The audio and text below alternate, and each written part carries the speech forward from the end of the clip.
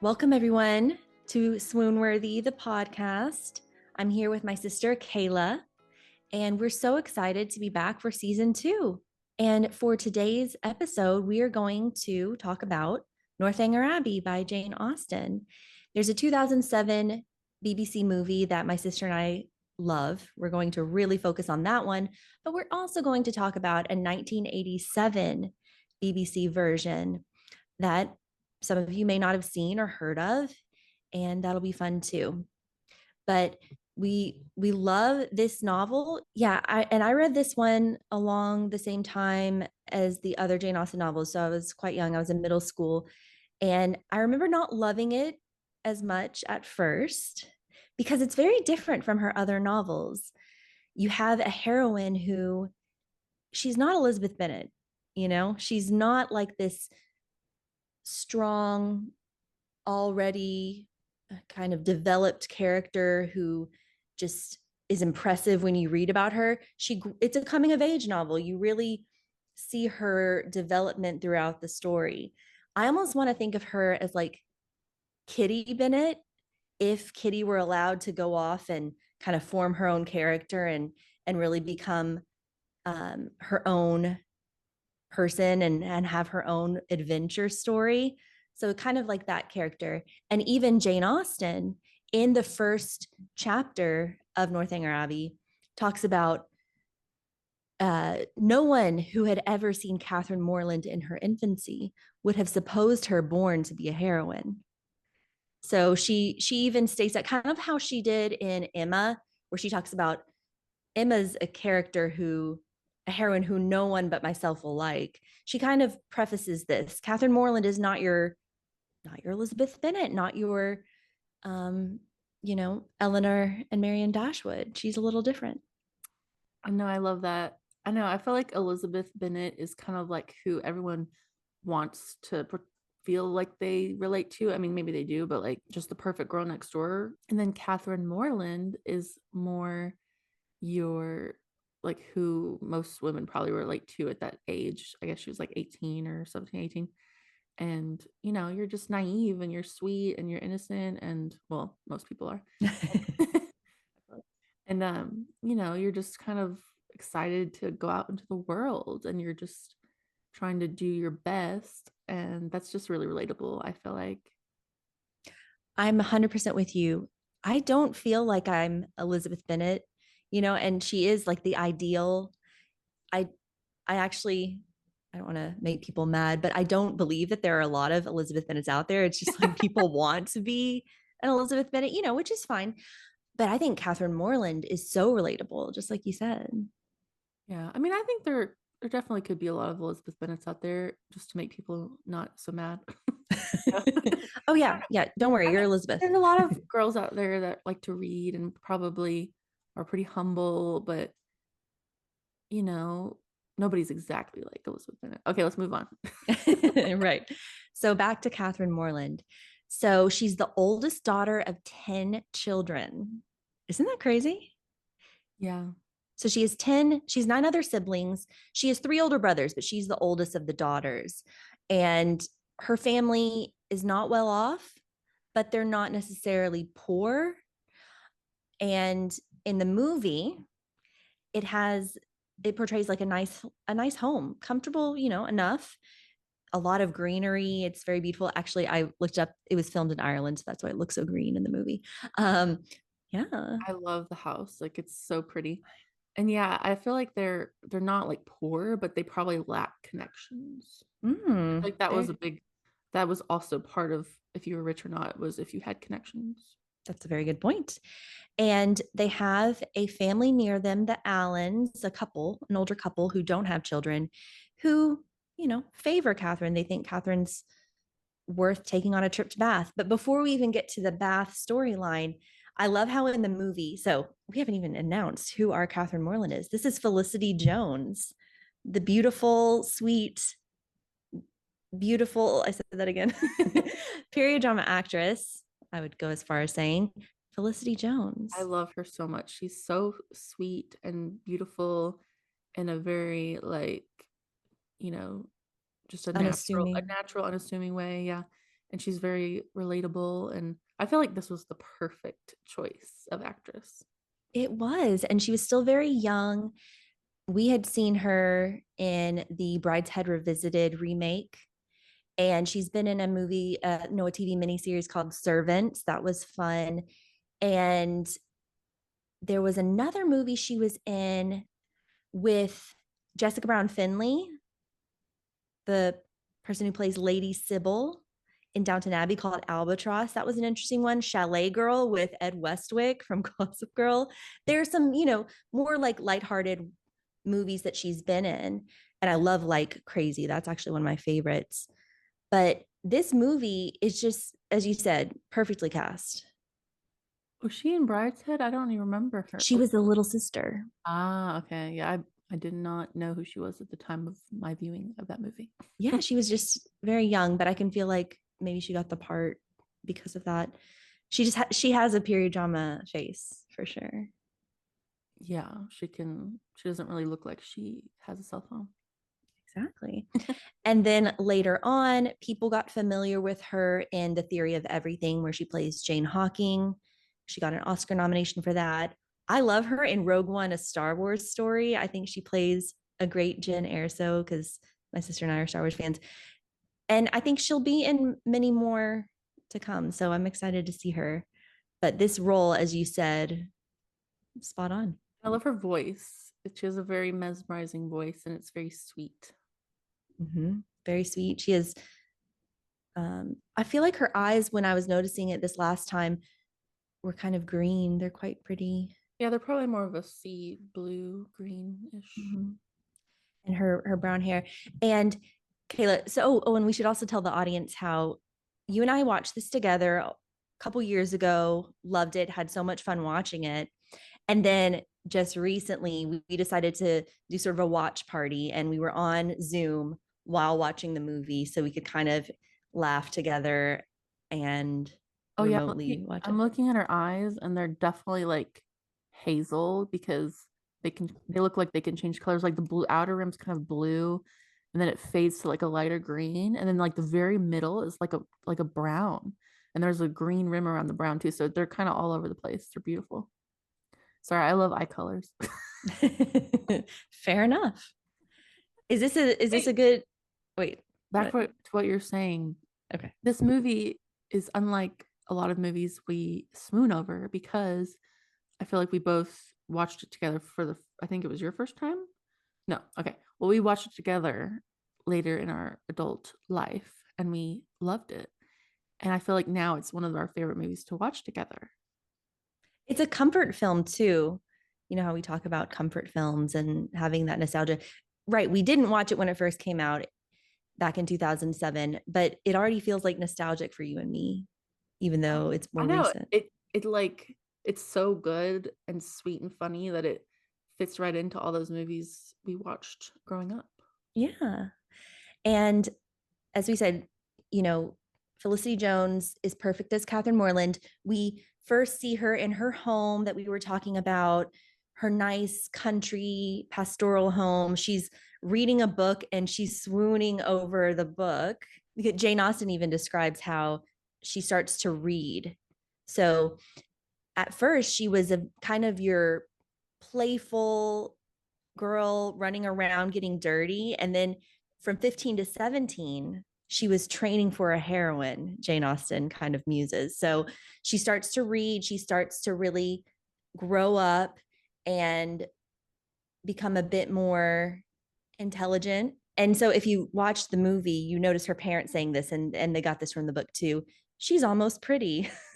So at I think that they're saying she's kind of a gangly teenager Yeah, at first, and then she grows into her. Yeah, she hasn't become her full self yet, which is normal. Mm-hmm. Mm-hmm. Exactly. Yeah. And so the Allens whisk her away to Bath, and they said, and this is another quote from Jane Austen: "If adventures will not befall a young lady in her own village, she must seek them abroad," which I think is kind of fun. That is cool, and I can relate to that. And I'm sure you can too. Moving to New Jersey. But yeah, Bath, like after doing a little research, I want to go there. It seems so cool because nobody really thinks about it too much, or at least I didn't until more recently. But England, and especially like the London area and Bath, were part of the Roman Empire a long time ago. And so back during this time in the book, in the movie, they had recently uncovered all those bathhouses from the Roman times. They were kind of hidden. And so they were revamping them and trying to like, because back then the whole Roman thing was really popular in the um Regency. Is it Regent? Yeah, the Regency era. And so they actually built some Roman statues next to it that weren't there originally. And so that's pretty cool. And then they were gonna put a dome back over the bathhouse like it used to be, but then they didn't have enough money. So they're like, oh, we don't need to do that. But then the sun penetrated the water and caused algae to grow. So the water is supposed to be probably clear, but it turned green. And then eventually, at like 100 like years later, a girl actually developed a bacterial disease after being in it, meningitis, and she died or whatever. And so they had to close it because the sun just created all these life organisms to grow in there that weren't supposed to be in there. But the water source was naturally full of minerals and healing properties, so people would drink it. And if you go there now, you can actually drink the water. It comes out of this fountain with these cups, and you can drink it. It does not taste good, but apparently it has healing properties. It kind of tastes like penny water, if you can imagine. And so it's really cool. And there's all these artifacts you can look at that were discovered there. And they have free tours there apparently. Yeah. So Thank you for that history. I know you like researching Roman Empire stuff. yeah, so I watch a lot of videos on YouTube and bloggers, and there's this couple called The Endless Adventure who went to Bath, and I love their channel. They're really fun to watch.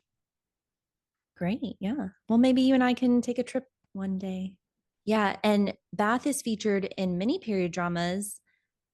One that comes to mind is The Duchess from 2008, and Keira Knightley and Haley Atwell are sipping the waters. It's just always a reference to some of these period dramas. And Jane Austen herself went to Bath for the healing waters. So it comes up in a lot of her writing. And we were talking about, how great it would be to go there. I want to go to the Jane Austen Center in Bath. I follow them on Instagram. It looks like such a lovely place. And there's even a Jane Austen festival in Bath. And I follow a lot of people on Instagram, historical costumers and all that. And that's just a goal of mine to go there. So that's a bit about Bath. And then there's the pump room.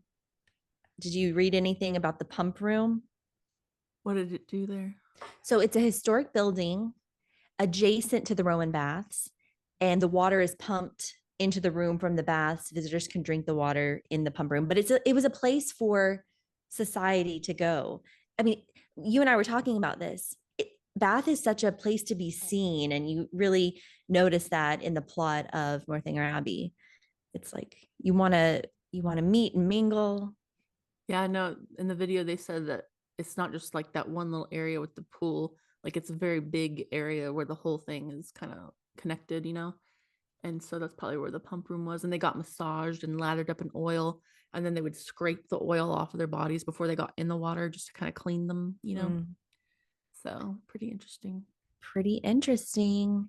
And maybe this is a good time to mention how the 1987 BBC version, it's about the same length as the 2007. I would say it's very similar to the 2007 movie in plot, but there's one part where they really feature Bath. They go into the baths with their undergarments on, or like a shift, the women, but they're still wearing their feathered crazy hats. And there's plates of food floating around on the water. And I loved that scene. Like that, even if you don't want to watch the whole movie, you should watch that scene. Yeah, it's like they had them on trays that were wrapped around their neck. Mm-hmm. It kind of floated. It was funny. It was so funny. And then I immediately Googled it to see how accurate that was. And someone had posted an article where it's not described in Jane Austen's book, but there are paintings and other writings referencing that whole scene. They're actually paintings that look just like that scene, and it's really kind of cool. Yeah, that is interesting. Yeah, there was just a short period of time where they started using those bathhouses again, but then they had to stop using it because they got gross. But yeah, that movie was interesting. Let's talk about more of it later. I just really wanted Oh, to call okay. out that scene. Okay, cool. We will definitely reference the 1987 version more later, but let's get back to the 2007 with Felicity Jones. So the Allens take Catherine to the grand rooms, and they are there to mix and mingle and meet people. They find that it's very crowded there. And I love how there's someone in the crowd who says, "Anyone here?" And then someone answers back, "Not a soul, no one here at all." But it's like there's tons of people there. And it really becomes apparent that they don't know anyone. So kind of what you mentioned earlier, lack of connections. They don't know anyone. And they're feeling a bit anxious, and you can see that. And that's when, luckily, fortune befalls young Catherine Moreland. They run into Henry Tilney, played by JJ Feild. JJ Feild is so swoon-worthy. Like, I'm gonna say it. Out of all of the films so far we have recorded, this character and this actor are the most swoon-worthy. I know. I think you and I definitely find him to be the most swoon worthy. And I would go as far as saying, like, Jane Austen, men wise. I know Mr. Darcy is amazing. I know Colonel Brandon is amazing. Edward Ferrars, Mr. Knightley. But you can't dismiss Henry Tilney, and especially portrayed by JJ Feild. Well, yeah, because from the beginning, he's just so amazing and sweet and perfect. And funny. You don't have he doesn't have to grow on you. He doesn't have to, you don't have to learn more about him. He's just perfect. That's a good point. And to me, the humor he brings to the role, which is part of Jane Austen's writing, of course, but also just his acting ability. I mean, hilarious. Like, and that's who I always looked for in a relationship. I wanted someone funny who could make me laugh. Oh yeah, I mean, and someone who didn't take things too seriously and who Mhm. understood you and could laugh at you as well. Like And 'cause he tease you. he He laughs at teases her. her. Yeah. Oh, sorry, I've interrupted you. No, that's what I was gonna say. Yeah. Yeah, he makes fun of her. He jokes with her. He teases her. That their chemistry is there, but he doesn't even speak to her at first. He speaks to Mrs. Allen, right? And he bumps into her, and then she's kind of talking about her, maybe her torn dress, but he starts kind of commenting on the details of the dress, and she's like, "Do you understand muslin, sir?" Which is hilarious. He loves muslin or knows muslin. Yes, because he admits he is a sister, and he isn't afraid to talk about fabrics, and I just love that. Like, he's not, as you said, too serious. And then Miss Allen kind of gives him an out, um, gives him a reason to talk to Catherine Moreland. He says, "What do you think of Miss Moreland's dress?" And so he gets to really look over at Catherine Moreland, played by Felicity Jones, and you see, there's some banter there. Yeah, they're so cute together and They really are. he's so dreamy. Yes, and they get to share a first. Oh, before they dance, that was the whole thing. So they weren't properly introduced yet, but by running into them, um, they kind of had a reason to speak to each other. So then they go and get the master of ceremonies to formally introduce them, and that's a comical scene. In the book, that actually happens before talking to Miss Allen. The master of ceremonies introduces them, but no matter. So they get to dance together, and they're dancing and they're being cute. And he kind of reminds me of Elizabeth Bennet when she's dancing, where he's talking about, "Oh, we must make small talk while we dance."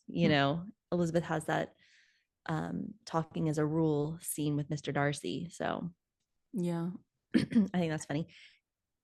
And then one of the famous quotes: "Now I must give you one smirk, and then we can be rational again." I know that was so cute. He has good smirks. He has great smirks, and props to Jane Austen for writing that line too, because it's so funny and there was a lot to do with the on-screen adaptation of it. Oh. And then he mentions her sprigged muslin dress with blue trimmings. He's noticing her dress and asks if she's going to write about him in her journal, which is kind of a scandalous thing to say. But finally, Catherine Moreland is getting to flirt, and she's not bad at it. Like, that's the thing. I try to think of myself at that age. If I were meeting some young man dancing with him, like I don't know if I'd be too shy or if I'd be able to carry on. I'm just having flashbacks to that barnyard middle school party you had. And I was like, I want in. And you wouldn't let me in. You yelled at me. And then all your friends would come out and be like, it's okay, Kayla. Oh my gosh. I was like, what's going on in there? Okay, so just for reference, because you said barnyard, which makes people wonder. So we had in middle school, we would have dances for our birthday parties, and we'd invite everyone. And me and a friend joined forces for our birthday party, and we rented out this barn space, and it had a ladder up to a lofted space, and that's where the dance was. And I guess I made you stay downstairs. Yeah, I remember I was right next to the ladder. That's so funny how you said y'all joined forces. Well, because I was, probably a bit shy, but my friend was a bit more I feel like you outgoing, and became really popular around that time. Lydia Bennett phase briefly. Yeah. But Anyway, what were we talking anyways, we'll okay. So dancing, and then, well, I will just say one more thing. We also had social dance in 7th grade, and we went to this large room, all the girls and guys, and sat in a circle. The girls would have to sit down, and the guys would have to walk up and properly ask a girl to dance. And we learned how to waltz and two-step, and it was very interesting, but it's very old fashioned. It's almost like this. It's just crazy. Well, yeah, I did not partake in those festivities. I But don't know if good it for was you. beneficial. I don't know if it was beneficial or not. I mean, no guy ever asked me to dance like that ever again But you properly. kind of started loving to dance. You were kind of a dancer for a while. Did that kind Mm-hmm. of start that whole thing? No, that was before. Okay. So maybe that's why I had the confidence to do it. Yeah. Anyways, okay, we're digressing. But as we said, this is a relatable story. And here we are. Okay. Then we have the introduction of a very interesting Jane Austen character, Isabella Thorpe, played by Carey Mulligan. And I always forget how tall she is, but this movie really, you really see how her height. She's beautiful and tall. And I think she was also perfect for this. She did a great job playing the unfortunate, flirtatious character who kind of learns her lesson in the end, unfortunately. She definitely does. And throughout, I remember the first time seeing it, or reading about it, you're kind of hoping, oh, she's got a new friend, a new little fun friend, outgoing. Some of us may have had friends like that in middle school and whatnot. But yeah, Isabella. And I like what you said about her being tall. She's very poised. You can tell she's very rehearsed in what she says. I think she knows how to flirt. She says almost the exact opposite of what's real. I feel like. Yeah, she kind of acts above her class, I feel like. And Mm-hmm. I feel like that comes to bite her back in the end because she definitely attracts attention from people above her class, but is she able to like really, hold on to that? This is Mm-hmm. unfortunate. Yeah. And some of her quotes, I never think of myself. I never care for money. I mean, she says the exact opposite of what she really is. She's very fake, She's manipulative. very manipulative. Yeah, no, she's kind of like Mariah Bertram in Mansfield Park, and a bit looser with her morals, I would say, at least in some of the film adaptations. I don't know, she's kind of like, I don't know. How manipulative is she on a scale from, I mean, I think that maybe I a should lot of a lot of young girls that are in that teenage era, and they see that they're getting a lot of attention from the men, and it makes them excited, and they just want to like kind of hone in on that. And they don't really care too much about their female relationships. They don't really care too much about their morals. They're just like, oh, I'm gonna have fun with this. I'm gonna use this to Mhm. get what I want. And it's probably for the best that it came back to bite her, because she could probably has time to change, and she's still young, and so there's that. Yeah, maybe she learned her lessons. Yeah, okay. So other Jane Austen characters that are similar, maybe Caroline Bingley a little bit, scheming. Um, but of course she's older and she has the wealth behind her. Mary Crawford, Maria Bertram. Um, Yeah, I feel like she's pretty unique. she is unique. No, you're right. It's a great, interesting character written by Jane Austen. And then she has a brother, John Thorpe. Is it John Ugh. Thorpe? Ugh. Yeah, he's the creeper watching them dance when they first meet. And he kind of sets his eyes on Catherine. Yeah, and I hate it when the Thorpe siblings, keep her from going on her country walk with the sweet Tilney siblings. I know that makes me so mad, because they're watching her drive off in the carriage, and they're just kind of confused. They're like, I thought we had plans with her. And I just wish she could just jump out of that coach and go with them. I know, I know. They She took tries to advantage get him of to her slow down. naivete and her kindness. And Yeah. And at this point, the Thorpes are already seeing Catherine and her brother. Isabella has a thing for her brother, um, as a catch. So they're not as well off. And they are kind of exaggerating and assuming that Catherine and her brother are going to get more once they marry than they actually would. They even think that the Allens might consider Catherine as someone to give money to when she gets married, like an heiress kind of. They have no children, not necessarily a godchild, but similar. And they assume that this would be an advantageous match for them. So they start to kind of manipulate the situations. Luckily, as time goes by, their true colors show. And you see, Catherine Moreland does not want anything to do with this Thorpe fellow. Like she's not attracted to him all. I mean, how could you when you have Henry Tilney right there? no, there's no debate. Yeah, they're just a very social climbing type of family, I guess, and they are annoying. They're very annoying.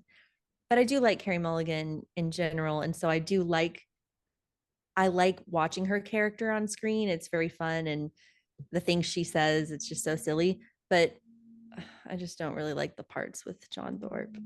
I know he's so ugh. Unpleasant. I mean, I think they made him look really creepy in this movie, but he's probably a pretty handsome guy. Like, Yeah. Yeah, he's like staring across the rooms while she's dancing. They make him, yeah, as you said, be creepy. And then his also the way he speaks is so like brash and like he says, damn it. And it's like, hold yeah, on now. This is just this young 17-year-old. don't Like, talk like that in front of a lady. yeah. And then driving an open phaeton. It's just like not cool. Yeah, And luckily they go to the opera and Catherine's able to explain the situation to the Tilneys. And that's such a sweet scene because you can tell they're kind of like they're amused by her sweetness and her honesty. And this is an example in some of these scenes where she looks kind of befuddled and just like trying to explain herself. And you have an inside joke. uh, We have an inside joke. well, yeah, the first time we watched it, this popped in my head because she's so naive, and she keeps having to like make these decisions, and it's just like, what's a girl to do? I guess that's how Exactly. you say it. Yeah, yeah, yeah. And so now you and I make that joke sometimes like, what's a girl to do? Like, okay. And Oh they, yeah, no wait, I love that look that she gives when she realizes that they're gonna forgive her. She's just so relieved, and she's just like, oh, yeah, like, she wears her emotions on her face, like I know, fully, and which is I sweet. love that. And I wish people protected others that did that more often than taking advantage, but unfortunately, Oh.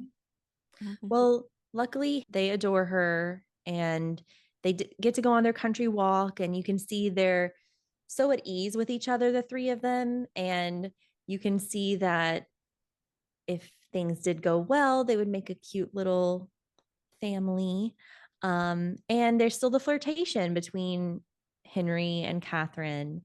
Um, yeah, I just love the fact that Catherine feels comfortable in their presence to be herself. Yeah, she's a lucky girl. Yeah, we were talking about like how lucky to just kind of get the attention of Henry Tilney, because that could have easily not happened. And in some other Jane Austen works, they're brought together because mutual friends or whatever, but this was really just kind of a chance meeting. It was meant to be. Yeah. And what do we say? We think JJ Feild has sort of like a Jude Law, Lee Pace kind of quality. Yeah, like some of his expressions, I get Jude Law in The Holiday, his little smirks and smiles. But then, yeah, he's tall, like Lee Pace.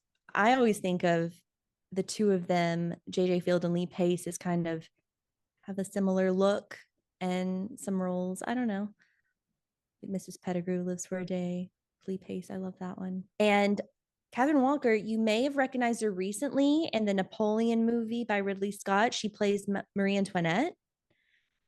And I also love the series Versailles, and she plays Madame de Maintenon in Versailles.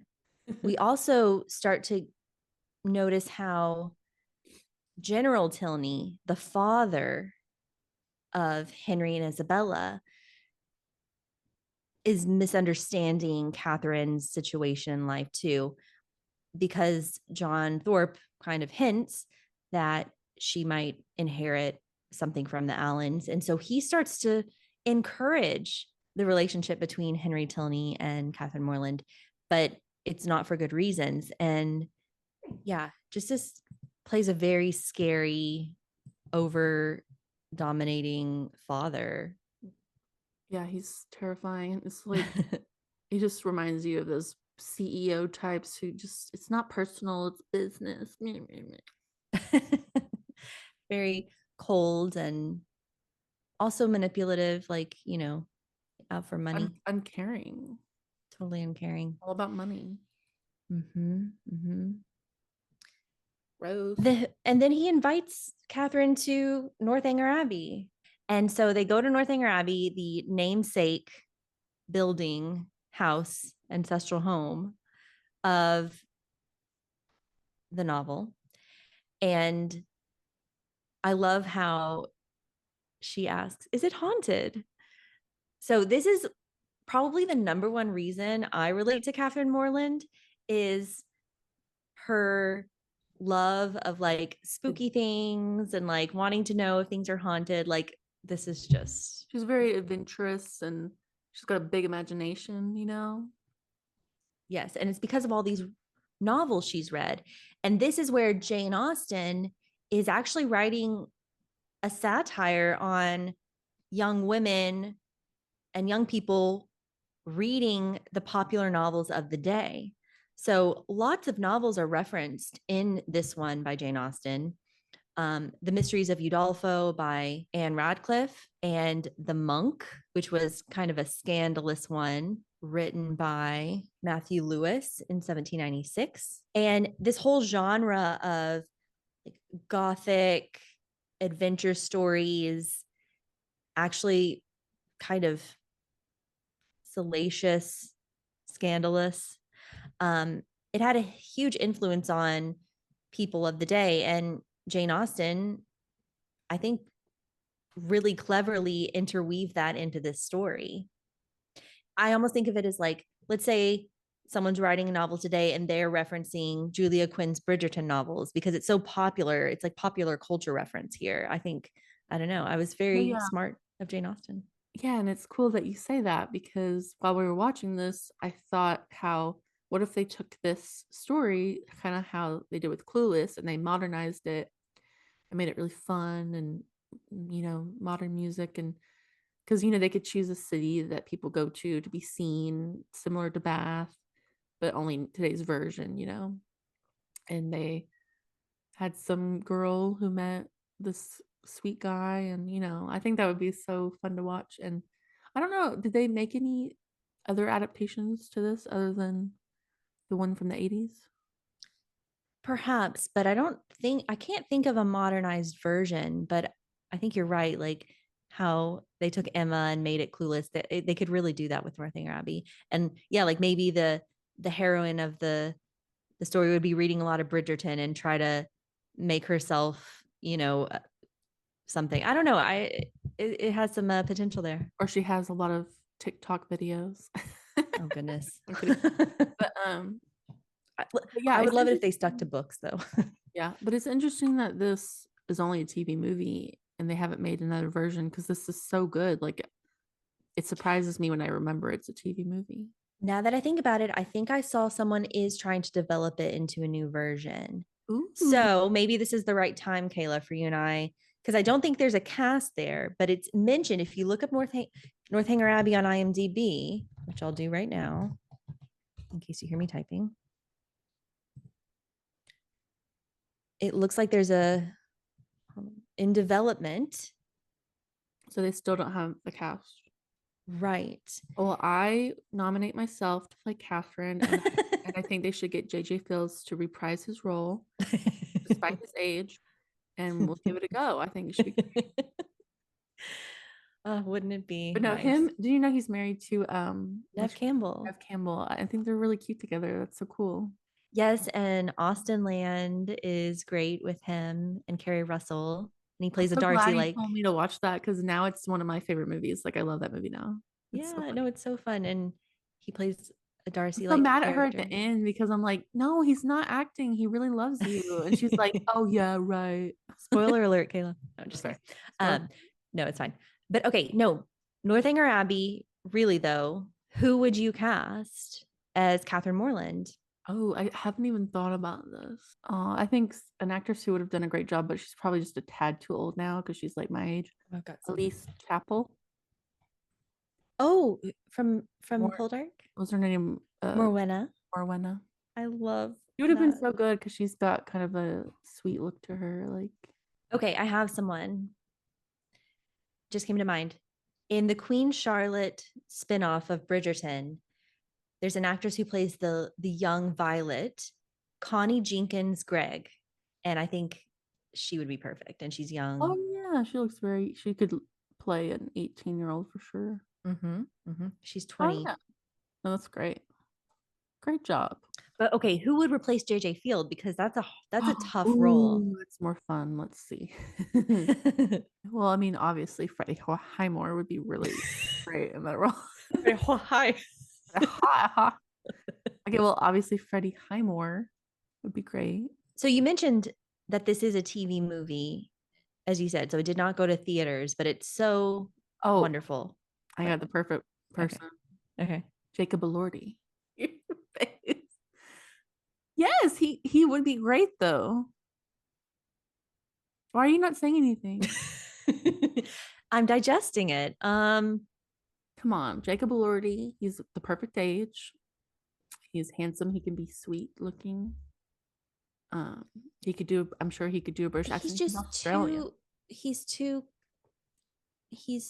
I like what I love about JJ Feild is he's just so humble, and he's a rector, and he just he's a clergyman. He just doesn't care. You're saying he's too handsome? Yeah.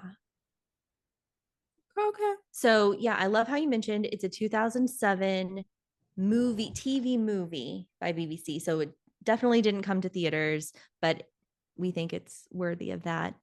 I have to point out that the screenplay for this movie is by Andrew Davies, and I'm just such a huge fan of Andrew Davies and all of the adaptations. So the screenplay for the 1995 Pride and Prejudice, of course, also the more recent Sanditon, also Sense and Sensibility 2008, War and Peace, Les Mis, So Andrew Davies is responsible for bringing all of these adaptations to the small screen. And I'm just such a fan of Andrew Davies' work. Oh, Bleak House, like all of the Bleak House, like all of the Dickinson works. And that's where Carey Mulligan was also a cast of it. And then Bridget Jones' Diary screenplay was done by Andrew Davies. So huge fan. Costume design for this one, we haven't really talked about the costumes.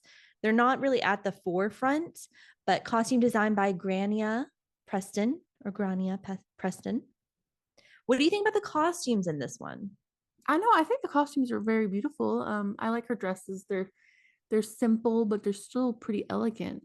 Like I like that striped one she wore, and it was like maybe her first dress.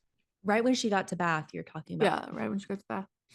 Um, And then she goes shopping with Mrs. Allen and she gets a bunch of light white frocks with, either blue trimming. There's one with some light pink trimming, little pink bows. She always wears her hair up and pretty with some ribbons interlaced and some little flowers. I know you mentioned that when we were watching it together. yeah. I will mention she does have a side part. So I know some of our historical accurate fans won't like that side part, but I think it works well. And she has a little bit of a swoopy bang, I mean, you it know. was 2007. That was all the rage. Yeah. I It like when fits her. the time period that it was made kind of peeks through. I mean, I'm not a stickler for that kind of stuff, but I know other people are. So Yeah, I know when we were talking about Anne Boleyn and the Anne of the Thousand Days, and you get some of that, what is it, late 60s, early 70s. oh yeah, like I love that kind of Mm-hmm. stuff. I'm a fan of it too. And then with Ever After, we get the turn of the millennium influence, we think, late 90s. Yeah, no, I think her fashion is very pretty. Isabella, she's always trying to look a little more um wealthier than she is, but I do like her colors that she wears. She wears a sort of a yellow striped number when she first runs into Catherine in the street and gets formally introduced.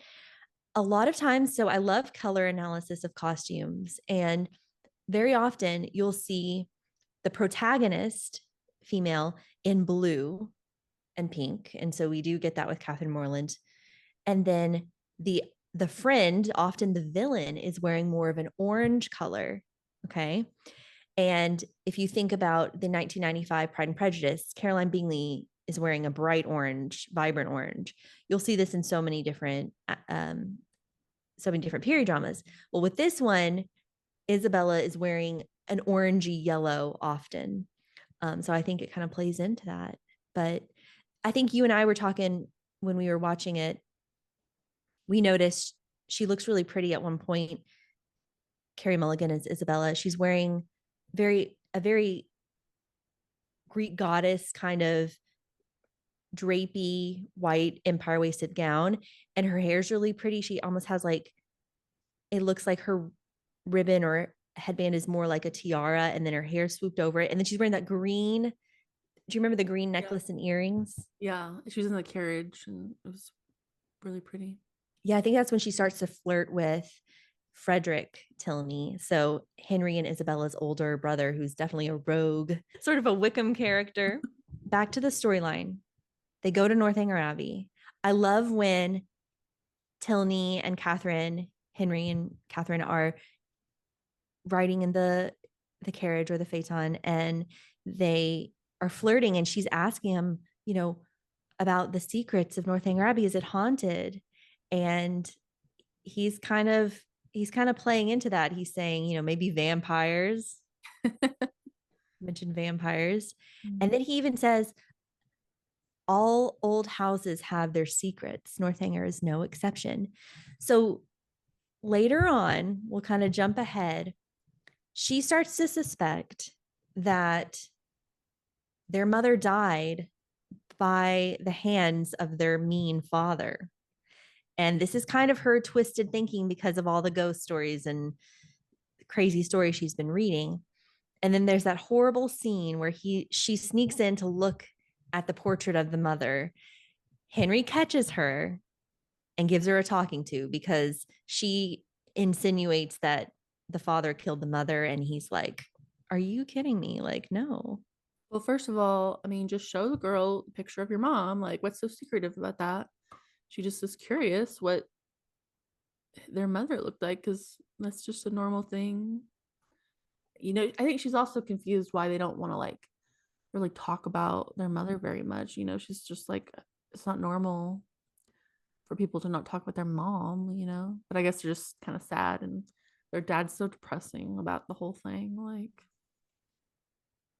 anyway, that's Yeah, my but no, but isn't that's such just an embarrassing moment? And oftentimes I kind of think like, oh, Catherine, why did you do something so dumb?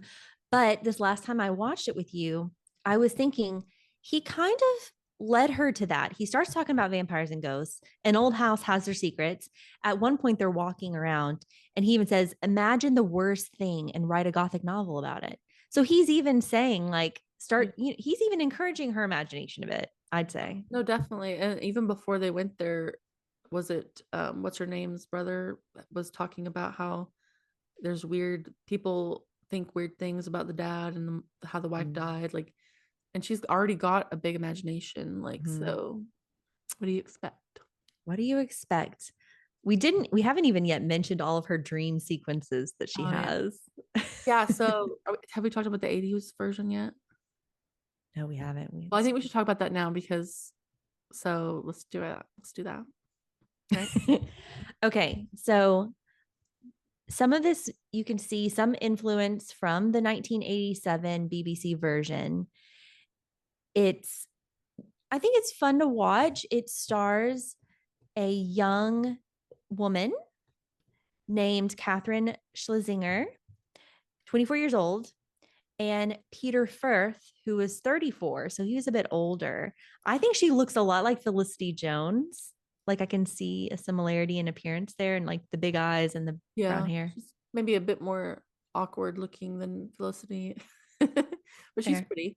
But yeah, this movie honestly was like a fever dream watching it. It just was very 80s and strange. And the dream sequences, because I wanted to mention those in the 2007 version, but the dream sequences did not flow and they didn't really give me that same humor that Felicity does in hers. Like she's perfect in those because she like kind of smiles in them and you can't help but laugh. And then the 80s version is like a fever dream. The whole movie, like it was like, oh my God, this is almost like a weird, you know, Yeah. creepy video. No, you mentioned the 80s. And if you watch music videos from that time period, like Fleetwood Mac's Everywhere, and I'm thinking like um, Wuthering Heights by Kate Bush, they kind of have that like you said, like a fever dream kind of Yeah, it gave the feel. whole movie a more creepy vibe than the in the 2007 version. It gives it more of a comical relief, which I Mhm. like. So I don't know. I liked the way they did it more in the '07 version. Yeah. But I'm glad they also did the dream sequences. Yeah, the music in the 1987 too contributed to that. Like it's very like it's almost out of place a little bit, Yeah, it was but very very 80s. very 80s. It's still so it's rated a 5.4 on IMDb. It's not really well loved. I do think the acting of the two main characters were good, but you also made this remark once about Mrs. Bennet in the 95 Pride and Prejudice, kind of giving a very theater like performance. I felt like it's kind of a theatrical performance in this one too, whereas the 2007 is more real and down to earth.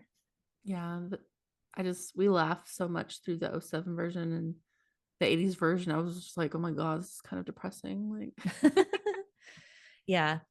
Um, both movies are an hour and a half long, so you can watch them, put them on in the background, good to watch. Um, but yeah, I love just back to the '07 dream sequences. How fun would it be to film those? Like JJ Feild gets to do some sword fighting. She's got the long white drapey gown. She's running through a castle. There's the bathtub scene. yeah, It's just they're funny. so over the top and her expressions are hilarious. Yes, her expressions, exactly. She's great. Yeah. All right.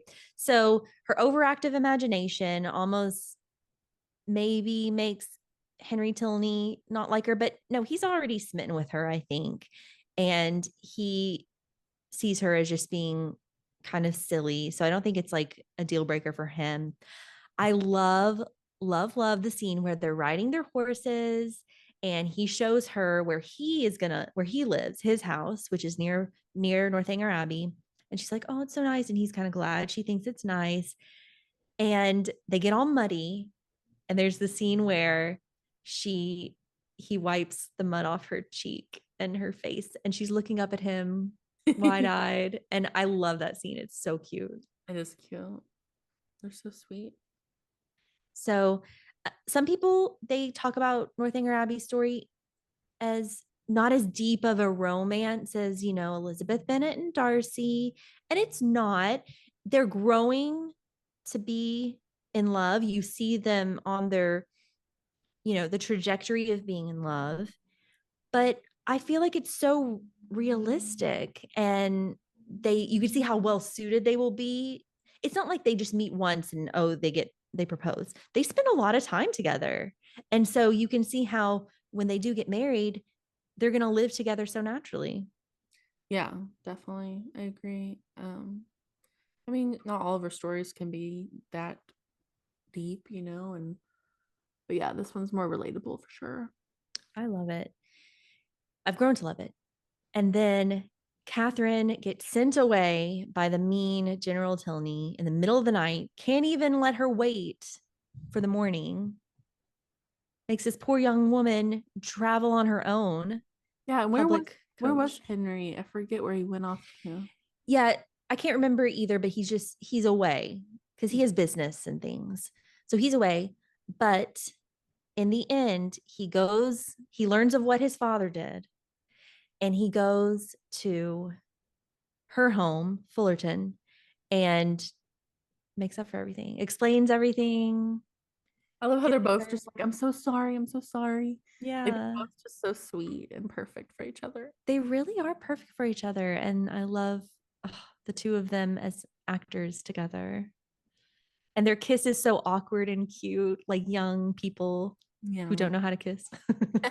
It's a happy ending for all. It's a perfect Jane Austen ending, except for maybe Isabella. But like you said, maybe she learned from her bad experience and went on. And Still young. maybe Catherine's brother James had a happy ending too. We don't really know much about his backstory or future. Oh yeah. And then the Mr. Tilney, creepy guy. General Tilney. I like how they just show him. He's like all alone in that big old creepy house. He's just grumbling around. Like that's what you get. You're just gonna be alone because nobody likes you. Exactly. Exactly. Yeah. I love how Henry tells Catherine in the end, your imagination may have been overactive, but your instinct is true. Our mother suffered greatly at the hands of my father, his coldness and cruelty. She married for love, but he married for money. And that is some form of vampirism. So it really just, he understands Catherine. They understand each other. They're perfect. Yeah, I mean, I think she was right, honestly. Yeah. Because that's just so sad that because his mother married him thinking that he loved her, but then she slowly realized he just wanted her money and she was stuck there. Terrible. So sad. So what do you think? Do you think he really killed her? I think he didn't. I think it didn't really matter to him whether or not she died or not because he got the money. It's like negligence. At one point, it's mentioned maybe negligence. Well, yeah, she kind of died of like a broken heart, kind of. Yeah. It's a shame. But back to Jane Austen happy ending. JJ Feild and Felicity Jones as Henry Tilney and Catherine Moreland.